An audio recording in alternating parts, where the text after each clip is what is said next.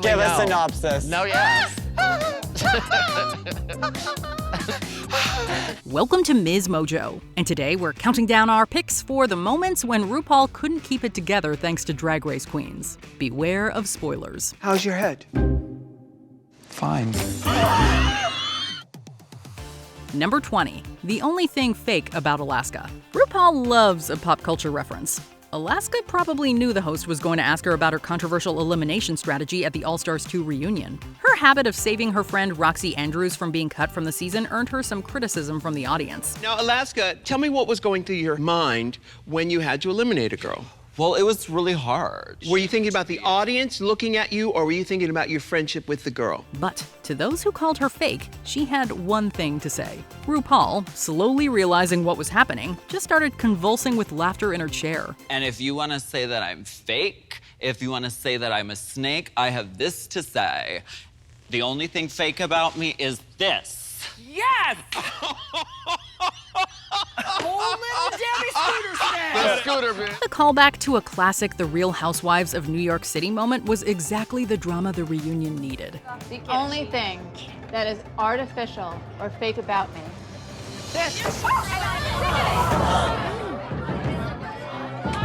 Number 19. Monet's fake-out split. If there's one way to win a lip sync, it's to make RuPaul laugh. Facing elimination in week 4, season 10 Miss Congeniality Monet Exchange knew she had to make an impression if she wanted to stay. I'm gonna have to lip sync for my life against my New York City sister.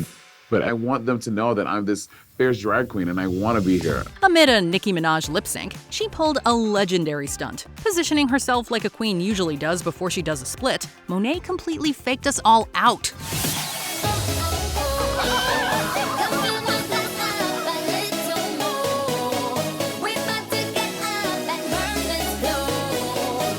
Genius ploy, and it was sure to make her hard to forget. RuPaul was beside herself with laughter. Even behind her face kini and sunglasses, a look we're still scratching our heads about, it was clear RuPaul loved it. Number 18. Henny.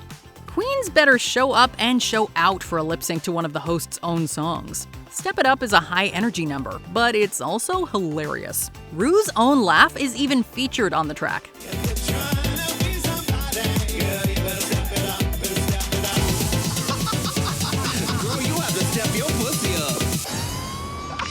As the top 2 of the week, Detox and Katya faced off against each other in week 7. Now, there's a section of the song where RuPaul just says the word henny over and over.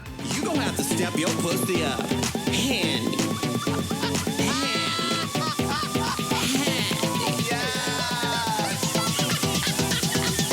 In the funniest moment, Katya decided to look right into Ru's eyes, count up all the hennies, and bend further over with each repetition. It's the kind of kooky performance style the host just can't get enough of. Number 17. No as in yes. So, who knows anything about disco? You know how the Pussycat Dolls have that one music video, Hush Hush, and then it goes into the I will survive. I Will Survive? That's like the most disco. If you were closer to me, I'd slap you. In this clip from season 13, Ru was trying to test her queen's knowledge of disco.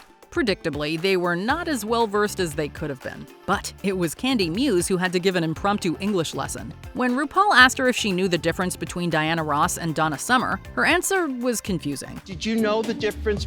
No, definitely, yeah. No, definitely? No, like no, as in like yes. Like no, definitely yes. Like no, yeah. Her insistence that she meant no as in yes left the host gasping for air. Ru even had to look to the camera for help. You could tell Kandy didn't really know why this was so funny. It made perfect sense to her. I know the difference. One has big, curly, bouncy hair, you know, mahogany. And the other one's dead. Number 16. Trinity's roast. Going into the all-winners roast, people weren't sure how Trinity the Tuck was gonna do. But she not only proved everyone wrong, she got the biggest laughs out of RuPaul all night. Jinkx was such an ugly baby. Her birth certificate came with an apology letter from a condom factory. Trinity's entire set was great, and she was clearly hitting all the right notes for Ru. But her best zinger was about her fellow castmate Raja. Let's not forget her calling the season 3 winner a tall drink of water, and following it up with a quip about the water crisis in Flint, Michigan. She's statuesque. A tall drink of water. if that water was from Flint, Michigan.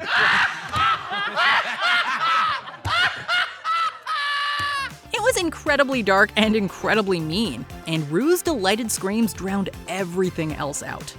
Number 15, Jessica's roast. All-Stars 8 finalist Jessica Wilde's return to the franchise had been a long time coming. Jessica Wilde, are you ready to meet your opponent? The question is she ready for Jessica Wilde? Oh, okay. The entire season saw RuPaul absolutely losing her mind over Jessica's bizarre, dramatic, and totally fabulous sense of humor. Carson is a multifaceted artist. Or that's what he thinks he is. But it was at the Carson Kressley roast where Jessica really shone. There were moments during her set when we actually had to turn the sound down because RuPaul's characteristic screams of laughter were just so loud. Behind that stiff face, he's full of charisma. He have uniqueness because no one wants to look like him. He have the nerves to participate in Dancing with the Stars. Jimbo may have won the challenge, but Ru really loved this. It was a slam dunk for Jessica, demonstrating why she earned a spot as an all-star. Number 14, they're all helping me out by being horrible. Bianca Del Rio won season 6 with the same silhouette, the same makeup, and a variety of nasty jokes and one-liners. And it was clear from the jump that RuPaul was living for her. All I've ever heard from the judges was that we need to see more versatility. And you know what I gotta say to y'all? Is that I will show you versatility when Santino wins a sewing competition and Visage wears a fucking turtleneck. You hear me? Ain't gonna happen! It was also clear that she wasn't exactly as evil as she pretended to be. Throughout the competition, Bianca helped her fellow queens when they needed it. During a pre-challenge workroom chat, the host asked who assisted her, and she was hysterically blunt. They were all lending her a hand by being horrible at the challenges. Now, in the past, you've actually helped a lot of queens in this competition. Yeah. Who's helping you out? Well, they're all helping me out by being horrible and making me look better. The answer was quick, and Ru started cackling so hard it became wheezing. Number 13, River Medway's hometown runway. The first challenge of Drag Race UK Season 3 saw the queens wearing looks that were an homage to their hometowns. I'm dressed up as a gorgeous statue of Thomas Waghorn, often found with a traffic cone on his head. River Medway's look was a salute to an iconic statue of Navy officer Thomas Fletcher Waghorn. As she walked the runway in the shimmering look, River kept stopping to point, imitating the Waghorn statue's pose. That was really ridiculous. Okay. I could watch that on a loop for days on end. Each time, Ru could be heard going crazy. It was as if this was the funniest thing she had ever seen. And honestly, we can't blame her. She didn't quite know the reference, but that made it even funnier to her. There it is! I don't know what that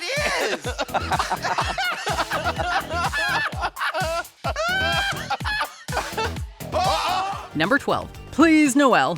The late Vivienne won Season 1 of Drag Race UK and made her stateside debut on the all-winner season of All Stars. It was clear RuPaul really adored her. While performing, or at least trying to perform a scene from a spoof horror movie, the Vivienne had to reference a beloved line from Mommy Dearest. Barbara, please! Please, Barbara! Leave us alone, Barbara. But each time she tried to say, Noelle, please, please, Noelle, Ru couldn't keep it together. Oh, thank you, Headmistress Nutmeg. Noelle, please, please, Noelle. Call me Nutmeg. Listen, Noelle. At Santa's real stuff. I'm sorry. Eventually, Viv had to beg RuPaul to stop laughing long enough to get her line out. They sounded more like friends at this moment than a contestant and a host. Number 11, Lazy Susan. In this makeover challenge, the queens of season 16 were tasked with transforming the masculine, muscular pit crew dancers from RuPaul's Drag Race Live into their drag daughters. Plain Jane named her daughter Lazy Susan. But until the workroom walkthrough with Ru, she had no idea just how much gold she had struck with that moniker. Now, if you're Plain Jane, let me guess. Plain yogurt? What are you? I have bestowed her with the name Lazy Susan.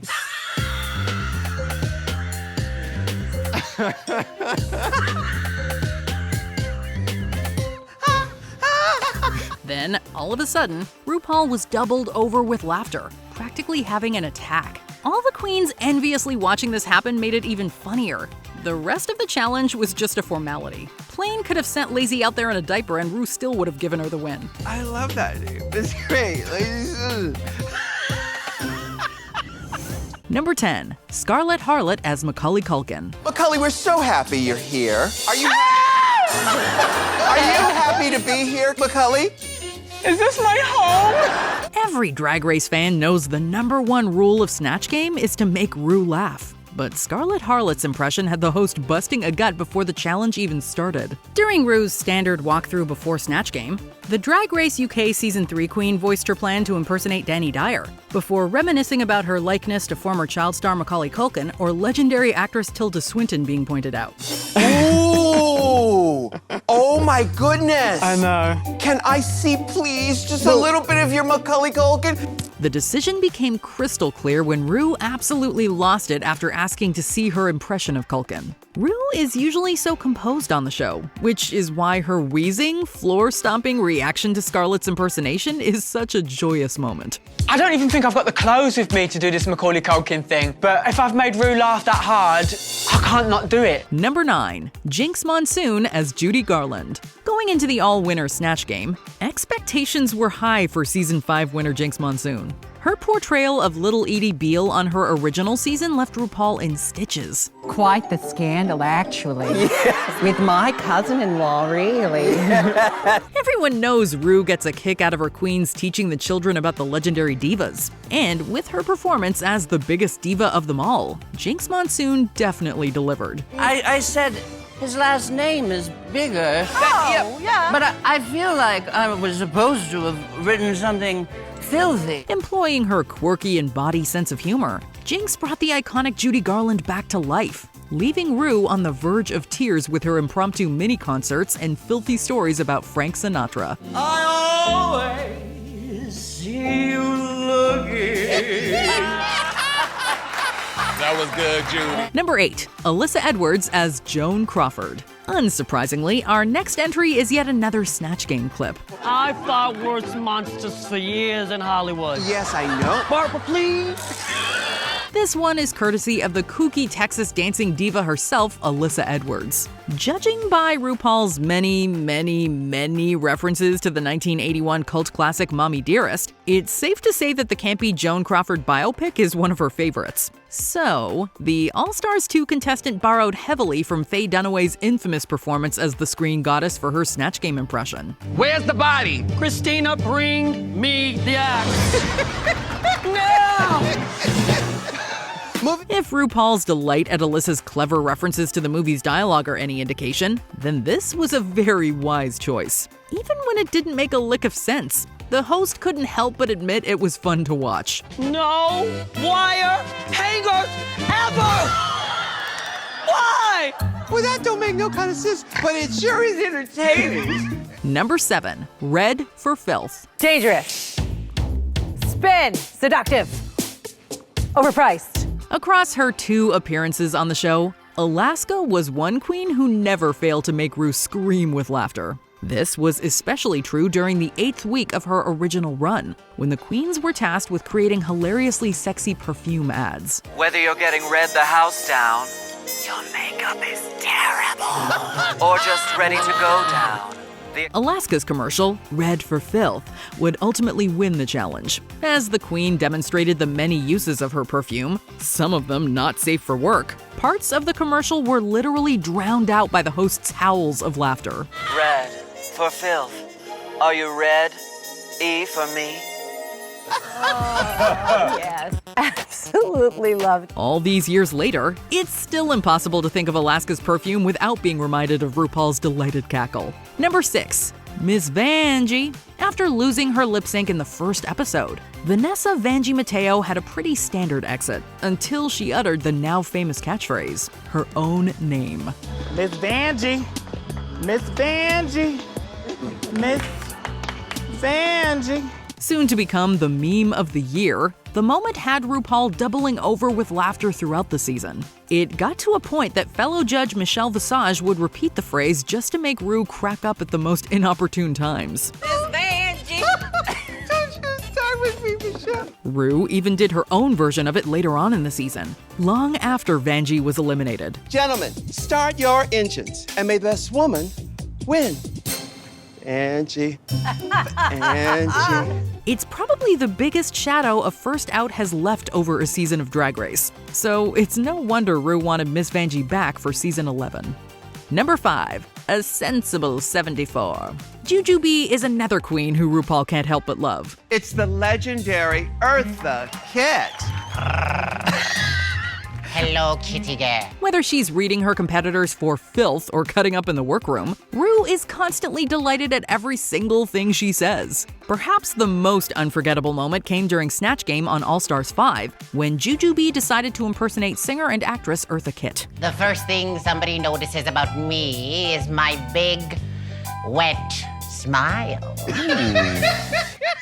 The performance was a hit, but what really sent Ru, as well as the audience, over the edge was one specific moment. When asked how she would keep her prospective partner warm, Juju Bee, in a smoldering voice, described sensually walking to the thermostat and simply turning it up. Her response proved too much for Ru, who fell out before Juju Bee could even finish the joke. And turn up the thermostat to a sensible 74 degrees. Number 4, Type 2 Diabetes. Drag Race is not the only place you can find Ru's unmistakable cackle. He has asthma. Early onset asthma. Yeah. On a 2016 episode of RuPaul and Michelle Visage's podcast, What's the Tea?, Season 7 Queen Katya tickled the host's funny bone in a major way. The topic of discussion on this particular episode was the male anatomy. Katya, who is a fan, described her intense love of men's rear ends as a condition called Type 2 Diabetes. He needs an inhaler. Type 2 diabetes.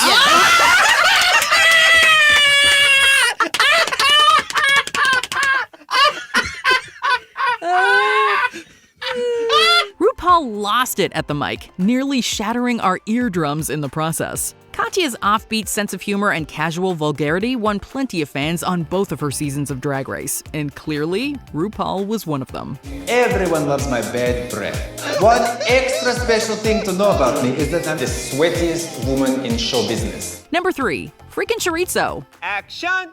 It's time for a party. It's a USA American celebration. Season 3 finalist Alexis Mateo had a barn burner of an episode during the Patriotic PSA Challenge. The queens were tasked with creating a public service announcement in support of American troops overseas, and Alexis took the opportunity and ran with it. And even if I was born on the moon, I will still be in America. Sick me, no? As she hurled catchphrase after catchphrase his way, RuPaul nearly fell over in his director's chair. By the time she brought out her chorizo, no one in the room could catch their breath. Only in America now, a woman like me have a freaking chorizo! Yes, baby! It's proof that there are few things Ru likes her queens to do more than just be stupid, silly, and sickening, no?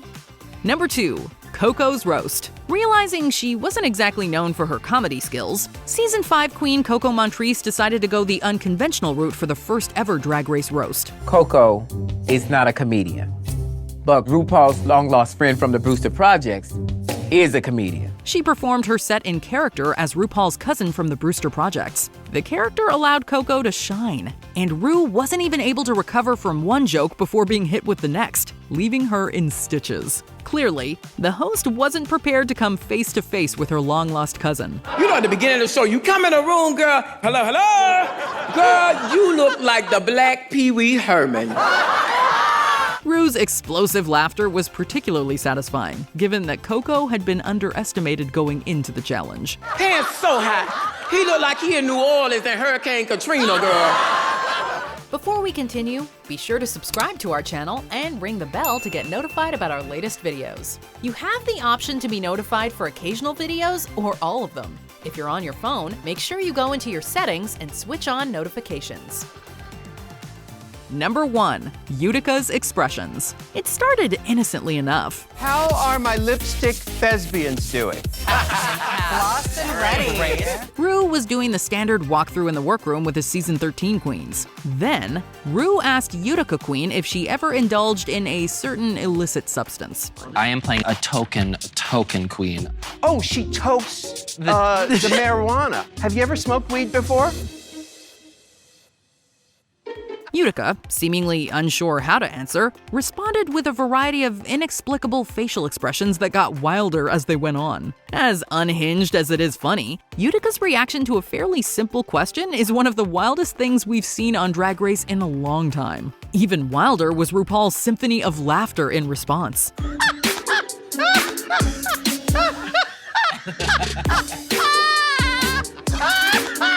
Utica had Ru gagging for what seemed like forever while she kept on pantomiming. Did these moments have you cracking up too? Tell us in the comments.